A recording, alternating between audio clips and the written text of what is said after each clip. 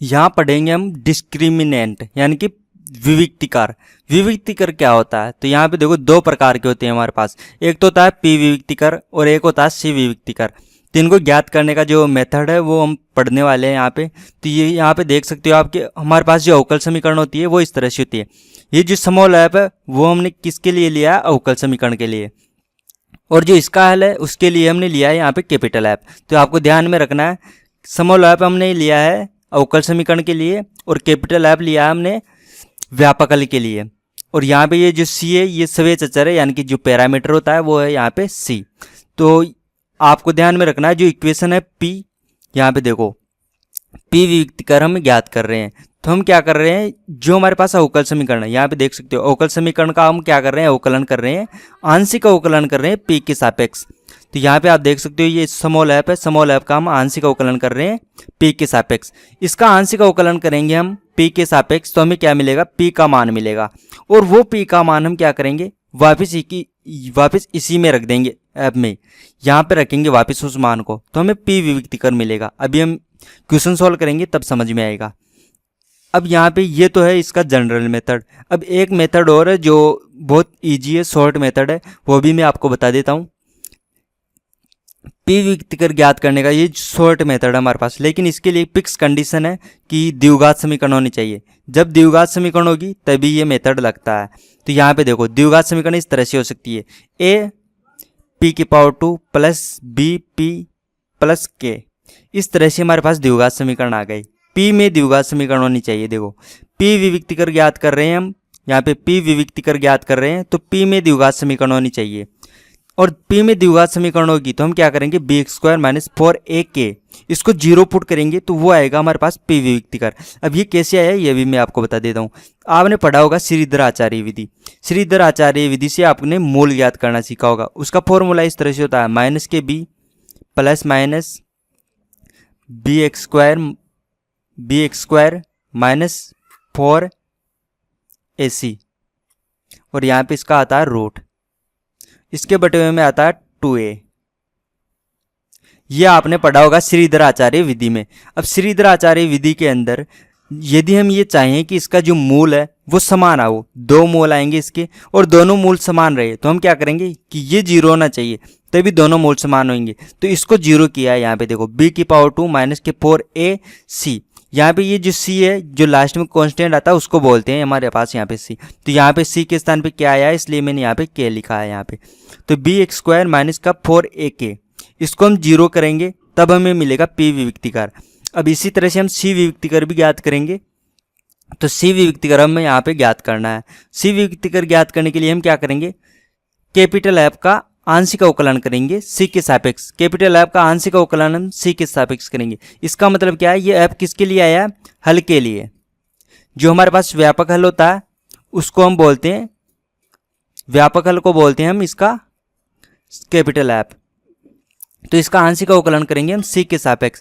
जैसे हम इसका सी के सापेक्ष आंशिक अवकलन करेंगे तो हम वहां से सी का मान प्राप्त कर सकते हैं। वो सी का मान फिर से हम क्या करेंगे, इसी ऐप के अंदर रख देंगे। जो हमारे पास व्यापकल आता है उसी में हम सी का मान रखेंगे तो हमें सी विविक्तिकर प्राप्त होगा। इसको ज्ञात करने की एक दूसरी शॉर्ट विधि है, वो भी मैं आपको समझा देता हूँ यहाँ पे। वो है ये, लेकिन इसके लिए कंडीशन है कि द्विघात समीकरण होनी चाहिए। किस में द्विघात समीकरण होनी चाहिए, सी में द्विघात समीकरण होनी चाहिए। जैसे कि यहाँ पे देखो ये हल है, एक व्यापक समीकरण थी हमारे, एक अवकल समीकरण थी F X Y P equal to 0। ये थी हमारे पास अवकल समीकरण। इसको हमने हल किया, इसका व्यापक हल ज्ञात किया, तो व्यापक हल हमारे पास क्या आ गया, ये आ गया।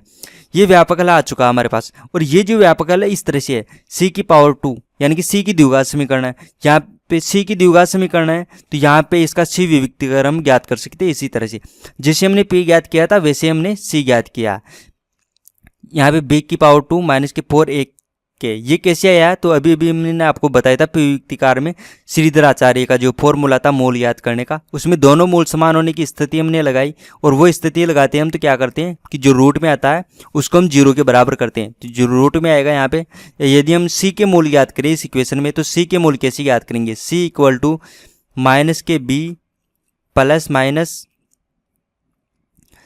B X square minus 4ac, इस तरह से ज्ञात करेंगे और अपॉन 2a आएगा नीचे। तो ये होगा इसके अंदर सी के मोल। ये हमारे पास सी के मोल है, तो सी के दोनों मोल समान कब होंगे? जब ये जीरो होगा। तो इसको जीरो किया है यहाँ पे, बी की पावर 2 माइनस की पावर 1। देखो यहाँ पे क्या है, क्योंकि हमने के लिखा इक्वेशन में, तो यहाँ पे हम के लिखेंगे, क्योंकि यहाँ पे हमारे पास के है इसलिए मैंने यहाँ पे के लिखा है। तो यहाँ पे देखो ये होगा इस तरह से, इस तरह से हम ज्ञात करते हैं पी विविक्तकार। देखो द्विघात समीकरण होगी तो हम इस तरह से आसानी से शॉर्ट में ज्ञात कर लेंगे, और द्विघात समीकरण नहीं होगी तो हम इस तरह से ज्ञात करेंगे आंशिक अवकलन करके। अब जब हम पी विविक्तिकर ज्ञात करते हैं, तो पी विविक्तिकर ज्ञात करते हैं और द्विघात समीकरण से ज्ञात करते हैं, तो हमें कोई भी प्रॉब्लम नहीं आती। लेकिन मान लो हमारे पास द्विघात समीकरण नहीं है और हम पी विविक्तिकर ज्ञात कर रहे हैं, तो हमें पी तथा सी का मान ज्ञात करना पड़ेगा। कैसे ज्ञात करेंगे? आंशिक अवकलन करके। पी विविक्तिकर ज्ञात करना तो हम पी के सापेक्ष आंशिक अवकलन करते हैं, सी विविक्तिकर ज्ञात करते हो तो हम सी के सापेक्ष आंशिक अवकलन करते हैं, और फिर हम उनका मान प्राप्त करते हैं और फिर आगे सोल्व करते हैं। तो हमें क्या क्या सावधानियां रखनी चाहिए वो मैं आपको यहाँ पे बता देता हूँ। यहाँ पे कभी भी किसी भी समीकरण में पी एक्स वाई व सी को हम काटेंगे नहीं। काटने का मतलब क्या है? इस तरह से मान लो हमारे पास एक्स की पावर 2 अपॉन, यहाँ पे एक्स की पावर 2 अपॉन 2xy आ गया, इस तरह से आ गया है हमारे पास कोई इक्वेशन, कोई पद इस तरह से आ गया है हमारे पास, इक्वेशन में ऐसा कोई पद आ गया है हमारे पास। तो आप इसको कैसे लिख सकते हो? x upon 2y। तो आप इस तरह से नहीं लिखोगे, ये हो जाएगा आपके पास गलत। ऐसे करने से आपका गलत आएगा। क्यों आएगा? क्योंकि यहाँ पे देखो आपने x से x को तो काट दिया, लेकिन मान लो x का मान 0, तो क्या हो जाएगा? ये तो 0/0 हो जाएगा, तो ये तो इनफाइनाइट होता है, इसीलिए वो गलत हो जाता है।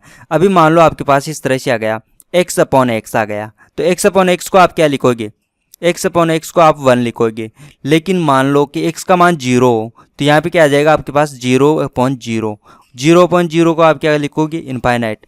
लेकिन आपने यहाँ पे काटा तो यहाँ पे तो आपको 1 मिल गया, यहाँ पे किया तो आपको इनफाइनाइट मिल गया। इसलिए आपको ऐसे नहीं काटना है, ऐसे काटने से आपका आंसर गलत आ जाएगा। गलत आ सकता है, ज़रूरी नहीं है, कभी कभार सही भी आ जाता है। तो इस तरह से आपको नहीं काटना है, ये गलत तरीका है। फिर दूसरी कंडीशन है जो हमें ध्यान में रखना चाहिए, वो ये है कि हमारे पास देखो हम P या C का मान ज्ञात करेंगे।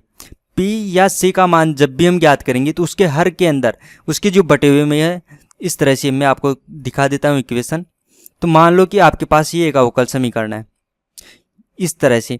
इस अवकल समीकरण का यदि आप P के सापेक्ष आंशिक अवकलन करोगे, तो आंशिक अवकलन करने के बाद क्या? P के सापेक्ष आंशिक अवकलन करना है। यहाँ पे मैं P डिस्क्रिमिनेंट ज्ञात करना सिखा रहा हूँ आपको, P विविक्तिकार के बारे में बता रहा हूँ। यहाँ पे आपने ये जो इक्वेशन है उसका P के सापेक्ष आंशिक अवकलन कर दिया, यानी कि आपने क्या ज्ञात किया? ये ज्ञात कर दिया, P के सापेक्ष आंशिक अवकलन कर दिया इसका, तो आपको P का मान मिला ये इस तरह से, इसके साथ में 0 आता बराबर में। तो यहाँ पे आपको ये मिल चुका है, यहाँ से P का मान मिला। तो अब आप यहाँ पे देख सकते हो, यहाँ से आप y से y कैंसिल कर सकते हो, लेकिन मैं कहता हूँ मत करो, आप रहने दो ऐसे ही, क्योंकि इसको कैंसिल करने के बाद आपका आंसर गलत आने की संभावना बन जाती है। आपको ऐसे ही रखना है। उसके बाद क्या करोगे? आप P का मान इस इक्वेशन में रखोगे, तब जाके आपको क्या मिलेगा? P विविक्तिकर मिलेगा। लेकिन इसके साथ आपको एक काम और करना पड़ता है।